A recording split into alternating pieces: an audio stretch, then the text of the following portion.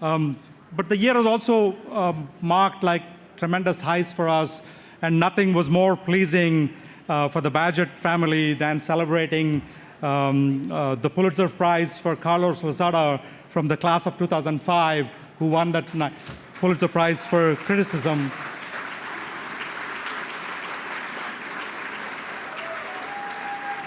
I had the pleasure of working with Carlos directly when I was at the Washington Post, and he was the book editor. So I'm delighted actually to now welcome Carlos to the stage. Carlos, come up.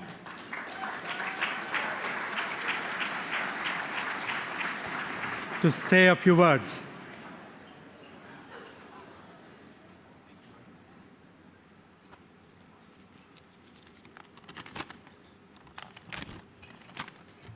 Thank you, Raju. It is such a delight to be back among the Bagehots. My Knight-Bagehot year back in 2004, 2005, I can't believe it's been 15 years, came at the perfect moment in my journalism career when I knew I was at a pivot point, but I had no idea in what direction I might be pivoting. So I ranged as widely as I could during my time at Columbia, taking classes not just in the business school and the journalism school, but also in the law school and at SEPA. And I was so grateful for that opportunity and for that freedom. And thank you as well to Terry Thompson, who guided us during that period.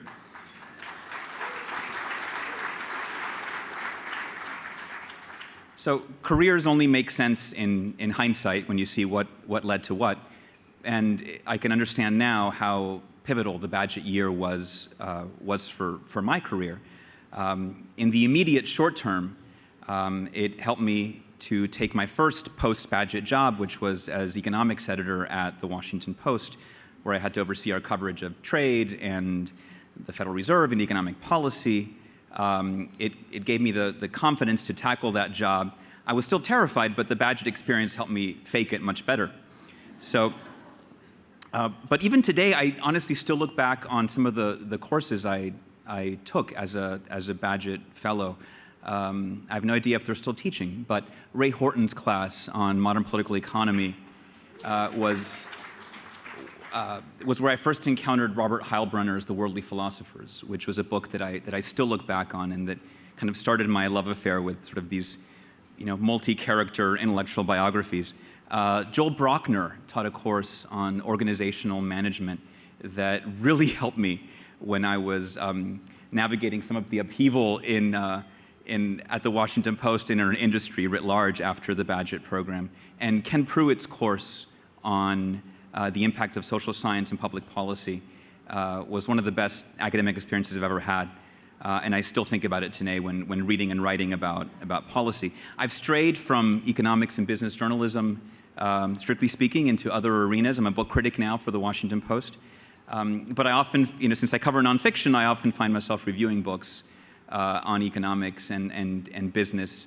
At times I've even had to review books by Nobel laureates, and so I dig back into the Bagehot experience. And now Abhijit Banerjee and Esther Duflo have a book coming out next month, the new Nobel laureates, so I may have to do that again very soon. Tonight I have the honor not just of being here, but of presenting the inaugural WERT Prize named after the Women's Economic Roundtable. The prize was established by the Columbia School of Journalism and the Knight-Bagehot Fellowship to honor and to encourage excellence in business reporting and writing by women. Only 1/3 of bylines in American business journalism are by female writers, and women are cited far less frequently in business and economic journalism than in many other fields. The hope behind this new prize is that it will not only encourage more women to consider business and economics journalism, but also highlight the terrific work of women in the field today. A diverse and distinguished jury evaluated the entries that came from newsrooms across 4 continents. Several members of the jury are in the audience today. In addition to tonight's winners, the jury also recognized 2 finalists for their work, Vivian Walk of Fortune magazine and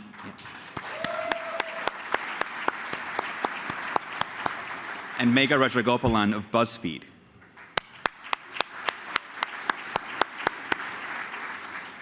On behalf of the selection committee, I'm pleased to say that the first WERT Prize recipient is Lisa Girion of Reuters.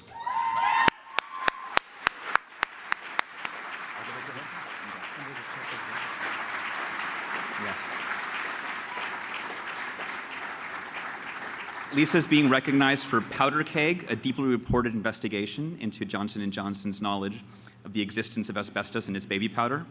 She joined the Los Angeles Bureau of Reuters as a top news editor in 2016, following 16 years at the Los Angeles Times, where she also produced major multimedia stories on the intersection of government, commerce, health, and welfare. Her journalism in the public interest embodies the spirit and the purpose of the WERT Prize. The prize comes with something that every journalist appreciates, a check. Lisa will receive $4,000 in this inaugural year, which also includes a generous one-time honorarium from the Muriel Siebert Foundation to celebrate the 40th anniversary of the Women's Economic Roundtable, which was founded in 1978 by Dr. Amelia Augustus, a member of the Knight-Bagehot Board of Trustees, and Maria Rolfe. Dr. Augustus and Patricia Francie, president of the Muriel Siebert Foundation, are in the audience this evening as well. Cheers to you both.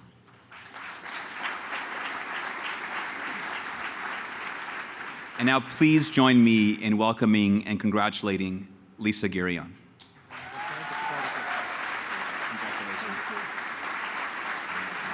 can hold it, you can put it down, whatever you prefer.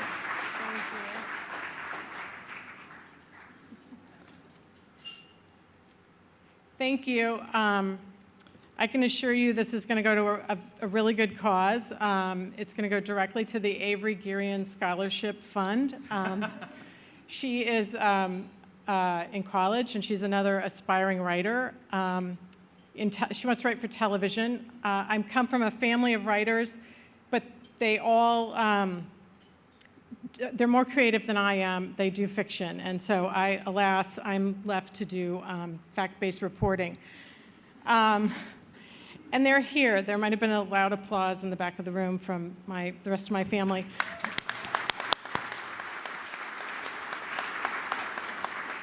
We live in Los Angeles and look for every opportunity to get to New York and take in the Big Apple. So anyway, so the way I got onto talc, I was in the middle of another project, and there was a big jury verdict in Los Angeles, I think more than $300 million for one plaintiff who had cancer and blamed it on Johnson's baby powder. And that's a lot of money. And I was like, whoa, what was the jury reacting to? And that's what got me started. And since most of the information was under seal, it was slow going, it took many months to figure it out. Flash forward to July of 2018, and there was a $4.7 billion jury verdict for 22 plaintiffs. And my editor said, what's going on? So, I doubled down and,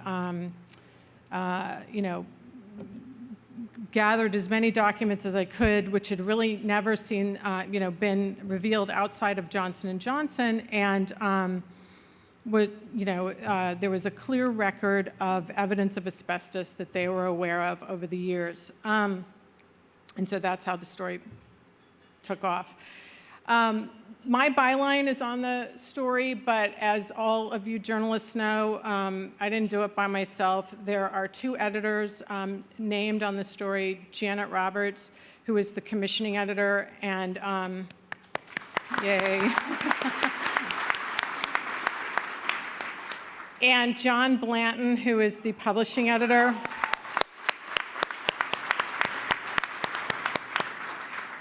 And after 16 wonderful years at the LA Times, coming into a new newsroom, I was, really delighted to come into a place that supports this kind of journalism and can see it through. Janet and John read every document that we relied on more than once and pushed back and asked hard questions and did all the good due diligence that needs to happen. So, I couldn't have done it without them, and it's really a group project. So many thanks to them. I'm really honored to be the first recipient of this award. I am a female journalist. I have sort of by accident ended up doing business journalism. I started out in the cop shop of the Dallas police station, and that's where I met my husband. He was another cop reporter. We were competing. I always beat him. Anyway, so I spent most of my career at the Los Angeles Times, which I still read. It's still my home paper. And so I wanted to just sort of call out a couple of female journalists who were pioneers. And the first one is Dorothy Townsend, who probably most of you have never heard of. Those of us who are on the LA Times alumni loop are aware of her because she's recently, she's passed on, but we've been talking about her on our Facebook page. She was the woman who integrated the LA Times newsroom. She was the first woman in 1964 to make it onto the city desk and to do local news and get out of the women's pages. And 1964, what happened next was the Watts riots, and she was right out on the front lines, and she was a part of the paper's Pulitzer Prize winning team.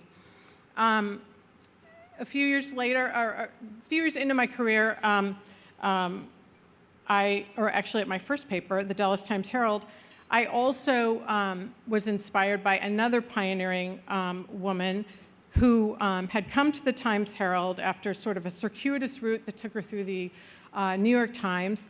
But what a lot of people don't know about her is she was the first female police reporter at the Minneapolis Star-Tribune, and her name was Molly Ivins.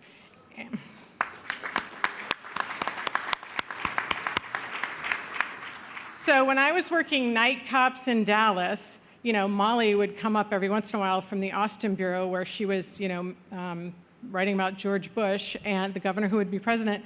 And, she just was just such an inspiration to all of us young reporters. And so I just wanted to call her out. And anybody who hasn't seen the documentary, I highly recommend it. It's very worth seeing. The figures that Carlos talked about in terms of the numbers of women in journalism and especially in business journalism, they could be better, but we've made a lot of progress since Dorothy and Molly became the first in the 60s in their newsrooms. But it's changing really fast. Like, look out. My investigative journalism class that I taught last spring was 18 students. 14 of them were women. And my friends who teach at Columbia, and by the way, Molly is a Columbia grad. But my friends who teach at Columbia tell me the same thing, that women are just flocking to journalism and investigative journalism. And, in my class, they leaned so far forward, I thought they were going to fall out of their seats. So, look out. They're coming. I don't know that, by the way, my investigative journalism class was taught in a film school. These were kids who want to change the world by making documentaries. So, and I'm not sure that business ideas would have been their first choice, but I think as a result of hearing about my work, some of them pursued projects that were last spring that were business related. One was on ride, lift safety, and I have to say I learned a lot from their project about how to be safe when I'm using rideshare services. And another one was about Juul and vaping, and how I was really shocked, and now it's kind of sad, but at how addicted and how many kids just have these things and do them all the time. I think if everybody was walking around campus with cigarettes, we'd notice it, but because they're much more discreet, it's not as noticeable. But anyway, it was very enlightening.